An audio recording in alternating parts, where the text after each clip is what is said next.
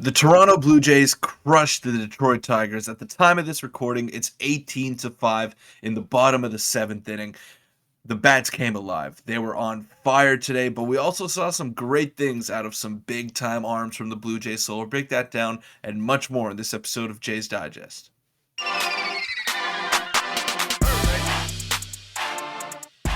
What's up, Jays fans? I'm your host Peter Vryonis, alongside host Nick Gosse.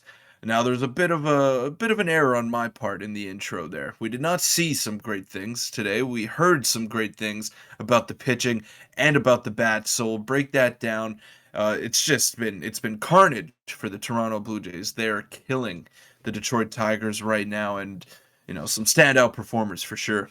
Yeah, like you said, the game was not televised. So if you tune into our pregame show, this afternoon, obviously we did our best to preview it without knowing that obviously the game wasn't on TV, which is unfortunate because it was just demolishing the Detroit Tigers. And let's just get right into it. Make sure to hit the subscribe button before we do get into it. We're on the road to 7K subscribers, but let's get into what all of you want to see and hear about, because obviously we weren't able to watch it, only listen. And Peter, what a game it was. And I'm just going to pop up the box score for you all in case you missed it. And you guys can have a quick look for yourselves. And unbelievable. Addison Barger, who we're going to discuss more in detail here shortly, was unbelievable. Otto Lopez continues to do really well. Kevin Kiermaier continues to shine as well. Danny Jansen and Vinny Capra with a 7 RBI game as it is currently 18-5. Peter, what stood out to you today? Or what hitters stood out to you today in this absolute unbelievable game that it has me at a loss for words almost at this point? Unbelievable. One of the most crazy spring training games ever. Yeah, where do I even start? I mean, multiple guys with a couple of hits here. Kevin Biggio, who continues to keep up his good play. He went 2 for 4. Um, Otto Lopez, a 2-hit game out of him as well with a walk. He's continued his very hot spring. All these fringe guys. Vinny Capra is another fringe guy that has an outside shot to make this team. The 13th man on the roster is not yet confirmed, and Addison Barger is also battling for that spot, and he got a couple of hits too. So all of these guys that have a chance to make that final roster spot are making it real tough on John Schneider. Otto Lopez, Addison Barger, and Vinny Capra. I mean, those guys all have legitimate chances to make the team, and they've been performing very well all spring long. Standout performers today. 7 RBIs for Vinny Capra. I mean, that's unheard of. Those are just gaudy numbers, and only numbers that you'd see in this type of game. Yeah, and Winton Bernard as well had a very solid game, 1 for 3 with a stolen base, who also was battling for that spot. But the story of the spring training so far has been the pitching, because they have been unbelievable, and they continue to do very well today. But the bats finally fully woke up on a day where Vladimir Guerrero Jr. wasn't in the lineup, George Springer, Bo Bichette, none of the main guys were in the lineup besides, of course, players like Kevin Biggio and Danny Jansen. But one guy I'm going to touch on very quickly, and we've touched on him several times. Of course, Vinny Capra, shout out to him. We'll give him his credit where it's due, but it was Addison Barger. And before the Jays had that 13-run inning where they scored 13 runs, and I believe they scored 13 runs before an out was recorded. The Toronto Blue Jays posted that on Twitter, which is just unheard of.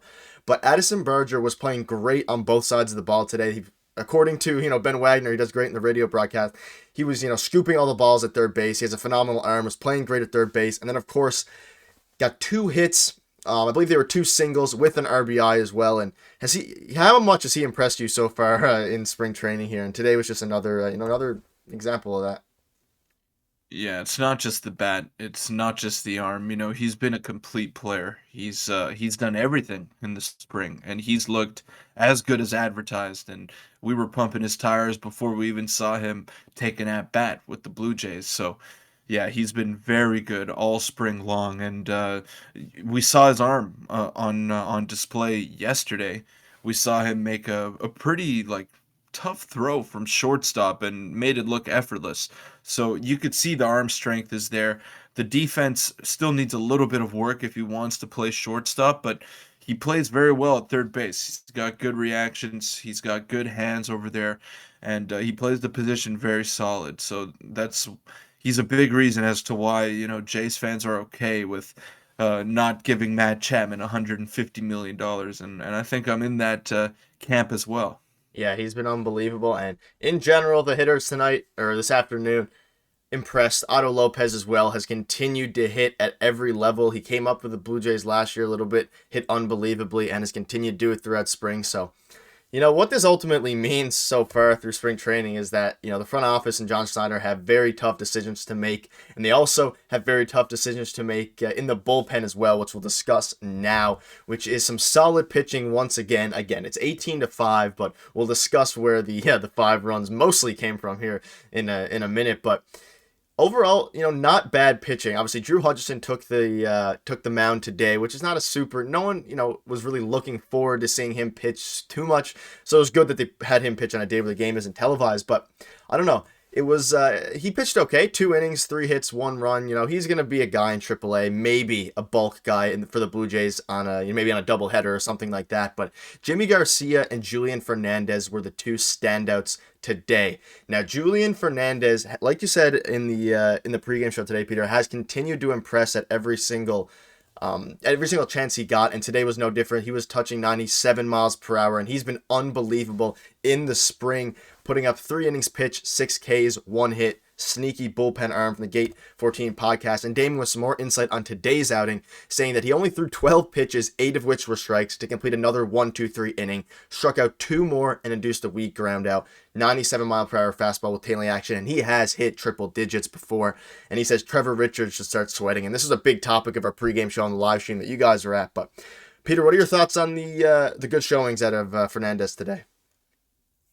Yeah, we spent a good, I think, 10 to 15 minutes talking about this on the live stream, and it even leaked over into the game, which is, how tough of a conversation it really is. And, Trevor Richards, he's had some good outings, he's had some very poor outings, and, I think his time has run his course with the Toronto Blue Jays. And with all these new exciting arms that they have, Julian Fernandez, Nate Pearson, just to name a few, that I think, there are better options now in the minor leagues, and Julian Fernandez is one of them. And he should have a legitimate chance to make the team, but he probably won't because he has options, and he's probably going to start the year in AAA. And he shouldn't because he's shown that he's a major league level pitcher, at least in the spring, and he should get a chance. Yeah, I agree. And he's looked absolutely electric. But again, there's only so many pitchers. You also have people like Nate Pearson, who I think and we agree should and hopefully will make the team. But one person I do want to touch on, because for people who weren't able to listen to the game, obviously none of us were able to tune in. Jimmy Garcia, who obviously pitched, that's the wrong street, but he pitched 1 inning and gave up no runs. He touched 98 miles per hour today, which is the fastest he's pitched as a Toronto Blue Jay. I'm sure he's touched that with the Astros, but he looked absolutely rejuvenated. He looked electric, and last year was a phenomenal season for him. One of the best signings that Ross Atkins, has made in his tenure here. Very reasonable price, and he looked unbelievable, or at least it seems like he looked unbelievable today based on what they were saying down there at on the radio. Yeah, he's another guy that needs to continue his play this year, with all these new options coming up. If you struggle in the big league level, there's a good chance that you're going to lose your spot. And Jimmy Garcia is not immune to that either, He did have a couple of bad outings last year. He did blow a couple of leads for the Toronto Blue Jays. Now, I'm not saying he had a great year, but if he does start to struggle, if Tim Meza starts to struggle, then there are so many other options. There's a lot of depth in the minor leagues that can come in and pitch at the level that they need to pitch at. So it's a great problem to have if you're the Toronto Blue Jays, but I don't want to see wasted potential in the minor leagues either. I'm very excited that we're seeing all these new guys pitch very well in the spring. Yeah, the new guys are pitching well, and the new guys or the fringe guys are hitting unbelievably well. So it's gonna be a very tough decision, and I don't know, very, very fun game to listen to. Obviously, I wish we could have watched it because they scored 18 runs as of, again, it's only the 7th inning, probably the 8th inning now as of the time of recording. But we wanted to get this video out for you guys, and me and Peter do have to go here shortly. But one final topic before we do wrap up the video is some interesting news that came out today. And we touched on one of those topics on our live stream. Obviously, Vladimir Guerrero Jr. had a major not a major, but some major news, major headlines was his injury in yesterday's game. He did an MRI and it came back negative. It's just some discomfort, nothing too crazy. However, he has withdrawn from the World Baseball Classic. And Ben Nicholson Smith tweeted around 30, 40 minutes ago that he actually was the one. So Vladimir Jr. was the one who made the call to withdraw. Far from ideal, but under the circumstances, it is the right choice. So the team didn't do it. It was Vladdy's call. And then following up on that with some Brandon Belt news, because I know a lot of you were asking about it. Brandon Belt is now running the bases, and the club is planning for game action maybe next week. Of course, it's a loose timeline, and 25 to 30 at-bats this spring would be his ramp-up point. Peter, what were your thoughts on, brief thoughts before we wrap up on maybe Vlad's Guerrero Jr. withdrawing? I know we had it on our live stream, and as well, Brandon Belt is maybe next week, which is a bit earlier than I was hoping for, or than I was expecting, but I'm excited to see, Belt and Kirk coming back at the same time. Yeah, I'll start with Brandon Belt here. That'll be cool to see him get 25 to 30 at bats. That means he's coming back real soon, and he should be ready to go by next week, like that tweet says. And for Vladdy, we could tell where his priority is at. It's with the Toronto Blue Jays. It's with winning a World Series in 2023. And if he made the call to withdraw from the WBC, I wouldn't necessarily be worried. I would just be it would be more like, okay, he's fully locked into the season. He doesn't want any distractions, and he doesn't want to miss any games this season. Yeah, and it's also good to know that it wasn't maybe the doctors that influenced this. And maybe it influenced a little bit, but just in general, it was Vlad's decision. And I don't think the injury is going to be anything too major. And John Schneider spoke out yesterday saying that it's hopefully just, a day-to-day thing. So maybe we'll see him in action. I would expect maybe early next week there is probably the best bet. Or maybe mid to late next week, depending on how the injury is. But that'll wrap up this, game recap video. It was a fun one to make. Obviously, tons of runs were scored. The hitters going, spring training is almost over. A few weeks left, and then the regular season is just around the corner. So I'm excited for it. We'll see you guys in tomorrow's video and our live stream if you're able to tune in there.